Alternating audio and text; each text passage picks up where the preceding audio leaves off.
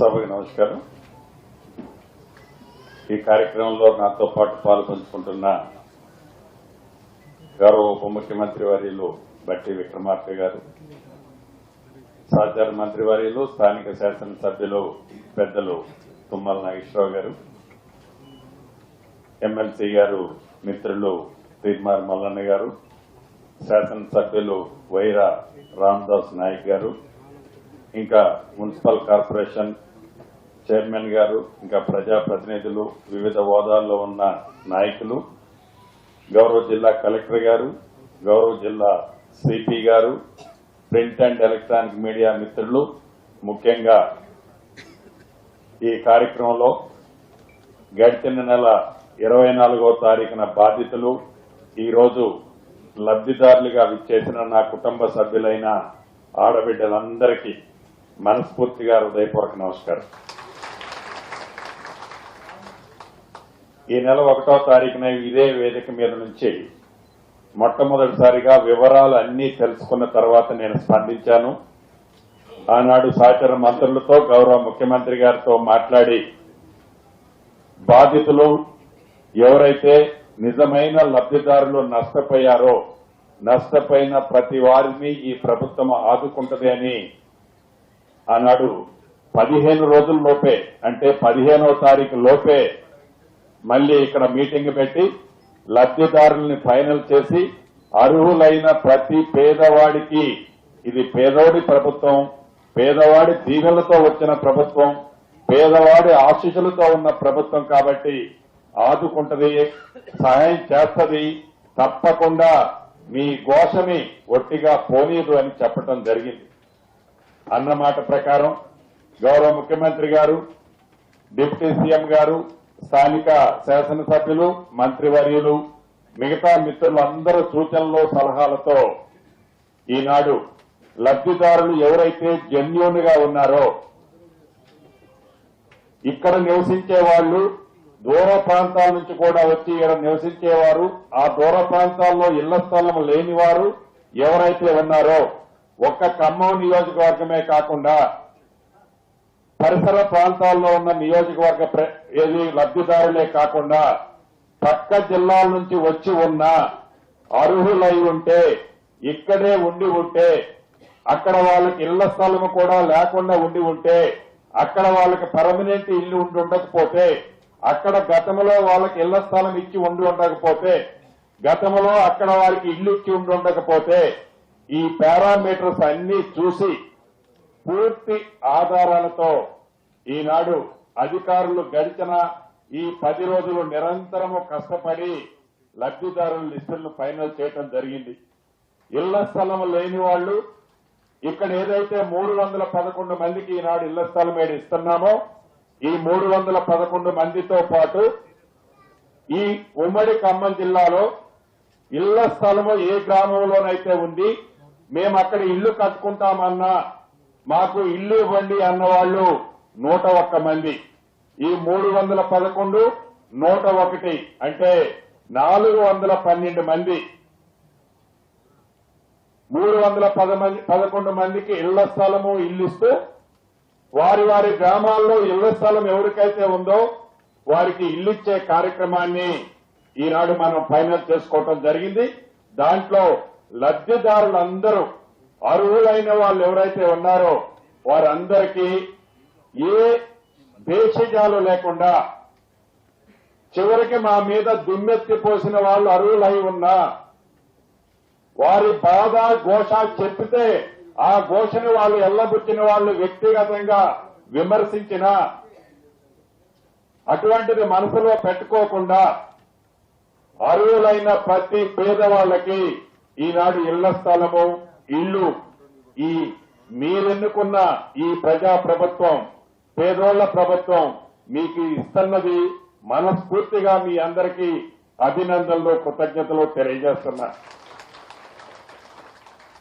ఈ గడిచిన 15 రోజుల నుంచి ఏదైతే ఆనాడు 10 సంవత్సరాలు పరిపాలించిన దొరల పాలనలో ముక్కుసూటిగా ఒక్కటే ప్రశ్న అడగదలుచుకున్నాను.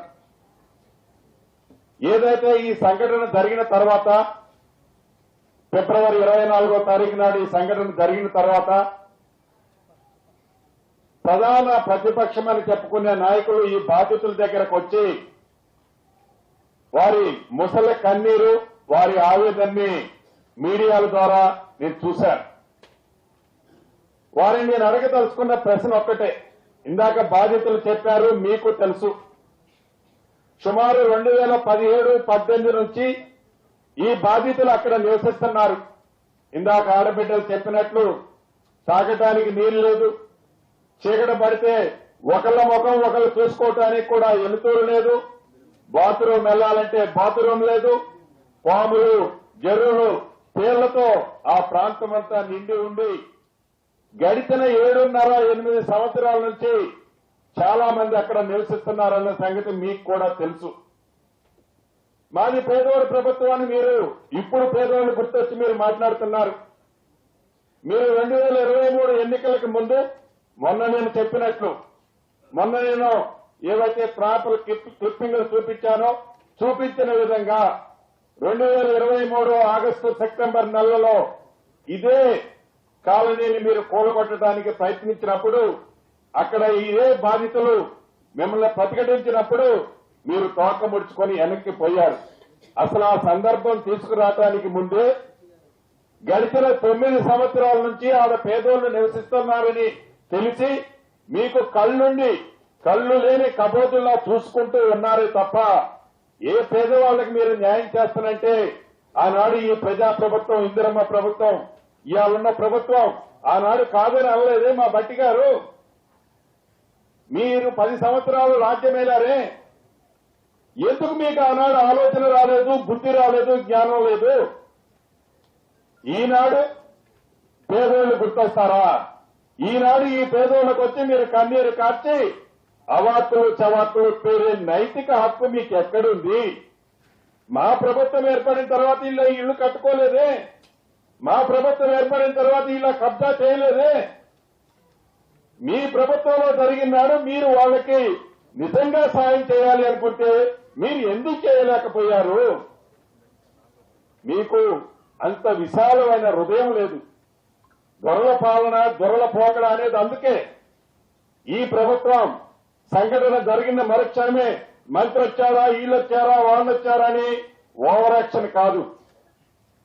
మీరేదో చెప్తే ఆడ మేము ఇవ్వటంలా, పేదోడి కష్టం ప్రత్యక్షంగా చూసింది చెల్లించే ప్రభుత్వం ఇది.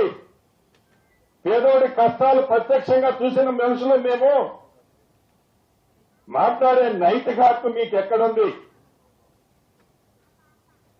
నైతిక హక్కు లేని మీరు ఒక్క ఎలుగుమట్లలోనే కాదు, అనేక ప్రాంతాల్లో ఇంకా పగటి కళ్ళకంటూ, నేను పదే ఆ పదం అన్నట్టు తప్పటంలా, పగటి కళ్ళకంటూ మా ప్రభుత్వం వస్తుంది, మేం చూస్తాం, ఏంది నీ ప్రభుత్వం వచ్చేది? ఏడ నీ ప్రభుత్వం వచ్చేది? ఈ ప్రజా ప్రభుత్వం పేదోడికి అండగా ఉంది, పేదోడి దీవెనలున్నాయి, ఫలితాలున్నాయి.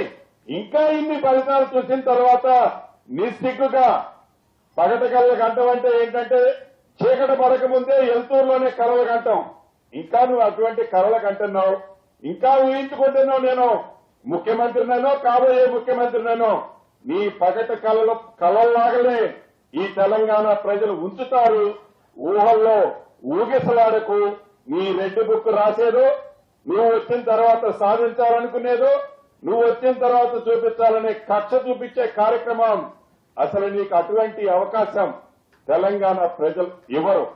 దానికి కారణం ఒక్కటే, ఇది పేదోళ్ల ప్రభుత్వం, పేదోడి కష్టం తెలిసిన ప్రభుత్వం. కాబట్టే అనేక సంక్షేమ కార్యక్రమాలు నువ్వు చేయన్నాడు. నీ 10 సంవత్సరాల్లో నువ్వు వెలగబెట్టని సంక్షేమ కార్యక్రమాలు ఈనాడు పేదోడికి ఈ ప్రభుత్వం ఇస్తుంది. ఇంకా ఊహాజనకమైన జీవితంలో కాకుండా నిజ జీవితంలో జీవితాన్ని గడిపితే ప్రజలు సంతోషిస్తారు.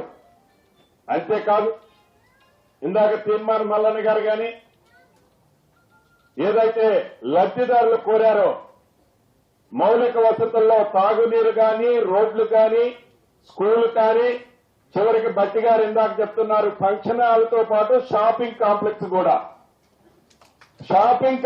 కూడా అక్కడ షాపులు కూడా ప్రభుత్వ పక్షాన్ని కట్టిపిస్తాం. మీరు ఇళ్లు కట్టడానికి ముందే గౌరవ ముఖ్యమంత్రి గారు ముగ్గురు వచ్చే ముందు చెప్పారు, మీరు ఇళ్లు కట్టడానికి ముందే మౌలిక వసతులన్నింటినీ పూర్తి చేపిస్తాం.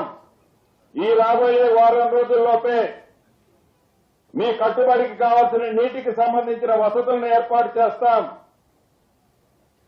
ఇక్కడే కాదు, ఏదైతే మండలాల్లో కట్టుకుంటున్నారో ప్రతి ఇందిరమ్మ ఇల్లు ఇచ్చే పేదవాడికి ఎలా ఇస్తున్నామో వాళ్ళు కూడా యుద్ధ ప్రాతిపదిక మీద కట్టుకోవాలని కూడా మనస్ఫూర్తిగా కోరుకుంటూ, చివరిగా మీకు ఒక్కటే చెప్తున్నా, మీరు నష్టపోయిన మాట వాస్తవం. గడిచిన 7-8 సంవత్సరాల నుంచి మీరు గోస అనుభవిస్తున్న మాట వాస్తవం. ప్రత్యక్షంగా చూశాం కాబట్టి దాన్ని ఇక్కడ ఎలుగుమట్లలో ఈనాడు పరిష్కరించడం జరుగుతుంది. ఎవరైనా ఇంకా ఒకళ్ళో ఇద్దరో బాధితులు బై ఓవర్ సైట్ లో మిస్ అయి ఉంటే తప్పకుండా ఇందాక ముగ్గురు మంత్రులు కలెక్టర్ గారికి ఆదేశించాం. అటువంటి బాధితులు ఎవరైనా ఉంటే తప్పకుండా వాళ్ళు నిజంగా అర్హులై ఉంటే ఏ స్కీము వాళ్ళు గతంలో తీసుకొని ఉండకపోతే తప్పకుండా వాళ్ళను కూడా కన్సిడర్ చేస్తామని కూడా ఈ వేదిక ద్వారా ఆ తమ్ముళ్ళకి ఆడబిడ్డలకు కూడా తెలియజేస్తూ, సిపి గారు ఆల్రెడీ మీరు చెప్పారు, ఏదైతే ఆ పేదవాడి చెమటని రక్తాన్ని చెమటగా మార్చి తిని తినక సంపాదించిన రూపాయలు ఎవరైతే దోచుకున్నారో ఆ దోచుకున్న వారు ఎంత పెద్దవాడైనా సరే ఇందాక తుమ్మలుగా చెప్పినట్లు ఉక్కు పాదంతో ఒక్క రూపాయి కూడా మిస్ కాకుండా తిరిగి ఆ పేదోళ్ళకి ఇప్పించే బాధ్యత ప్రభుత్వ పక్షాన్ని మీరు తీసుకోవాలని మీకు కూడా తెలియజేసుకుంటూ, మరొకసారి లబ్ధిదారులందరినీ రాష్ట్ర ప్రభుత్వ పక్షాన నా పక్షాన అభినందనలు, కృతజ్ఞతలు.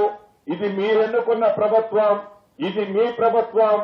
ఈ ప్రభుత్వం ఎవరిని ఇబ్బంది పెట్టే ప్రభుత్వం కాదు. ఈ ప్రభుత్వం ఎప్పుడు మీకు అండదండలుగా ఉంటుందని కూడా తెలుపుతూ సెలవు తీసుకుంటున్నాను.